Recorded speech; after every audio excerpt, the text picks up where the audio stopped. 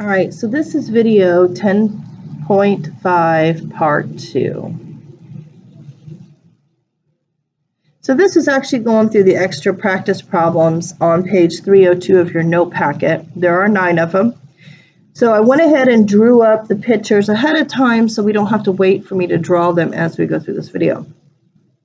So for number 1, it says, what is the measure of angle ABC? So I'm talking about this angle right here, ABC. Well, folks, this is the supplementary of angle ABD. So that means supplementary means I take 180 and I subtract the 70 from it. So that gives me 110. So the measure of angle ABC is 110. Now the next one for number 2 talks about what is the measure of arc AB. So now I want to know this measure over here. So what is that? Well, actually, this is just as simple because the formula says that whatever, or the theorem that says is, whatever the angle is of this, it will be double that to get the arc. And that one we learned in the previous section. So all I have to do is take 2 times my 70, and that gives me 140 degrees. So for that one, you just take 2 times whatever angle ABD is, and that will give me what my arc AB is. Now the last one is dealing with the larger arc, and you would think, oh, I just take and do this or that. But remember that what we're looking for, and I will use the yellow highlighter for this one, we are looking for this arc over here. So for this particular one, we're just going to take what I found for number 1 and double it. So that means I'm going to take 2 times 110, and that will give me 220 degrees. So that's the first 3. If you have questions, I would definitely encourage you to go back and look at your theorems. This is all theorem based, the first 3 is. And from this point on for number 4, now we're going to be applying the theorems a little closer. So for number 4, it says that measure ADB. So measure angle, we're looking for AB. So this right here is what I'm looking for. And AB, well, let's make that one green. So I'm looking for AB. Now, let me make sure I have that. So AB is what I'm looking for. All right. I know that this one over here on this side, it says it is 220. So I labeled that over here. So we know a circle is 360 degrees. Just like we know a straight line is 180, we know a circle is 360. So we take the 360 and we subtract the 220 that it gave us, and that gives me 140 degrees. So that means measure arc B is 140 degrees. All right, and then number 5, this one is asking for ACB. So I'm asking for this angle, ACB. I put it in orange. So to get this, it's a little different than what you may think. This formula is provided for you. If you look at it, it should be in your 1016. And it's going to be the one in which one of them cuts through and one of them does not.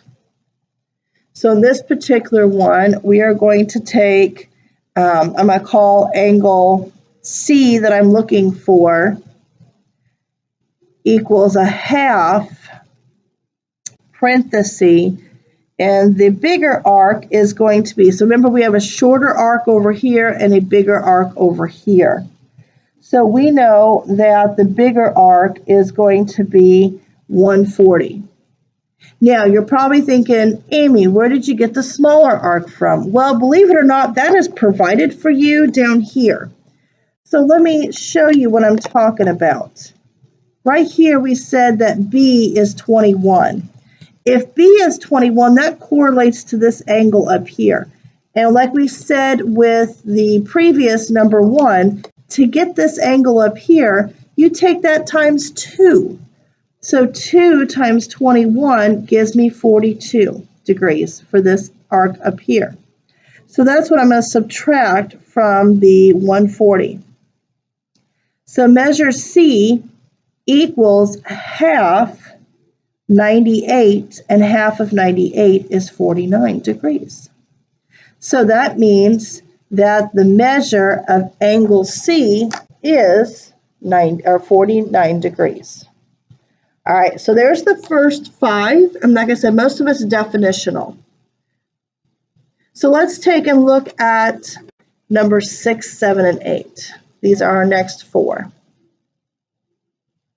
So for these particular ones, as we're working through it, number 6 is using the same concept. So this is inscribed. So this is within. And we know to get it, we're going to say the angle X that I'm looking for is half of the arc CD plus the arc AB. So that means X is half 50 plus 92. So half of 142 then is going to be 71 degrees. And let me finish filling that in. All right, so you're going to find number 7 to be the same way. Our only difference is that we have to remember that we are looking for the value of X in this. So it's going to be 180. So let's kind of take this one down here. So it's going to be 180 parenthesis, it's going to be minus parenthesis 5x plus 14 equals, and then we have the same thing, half, and it's going to be the AB, which is 35, plus the DC, which is 97. So let's distribute our sign through. So 180 minus 5x minus 14 equals half of 132.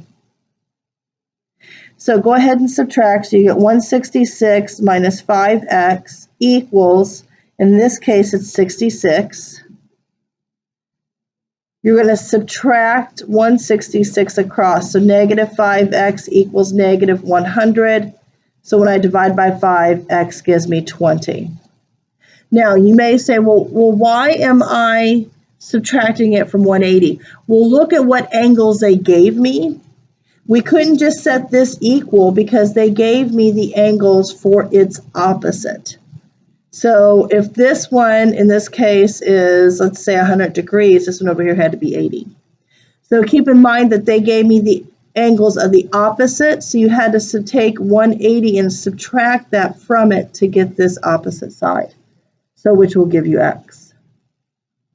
All right, so number 8, pretty straightforward here. We have the angle over here being 38.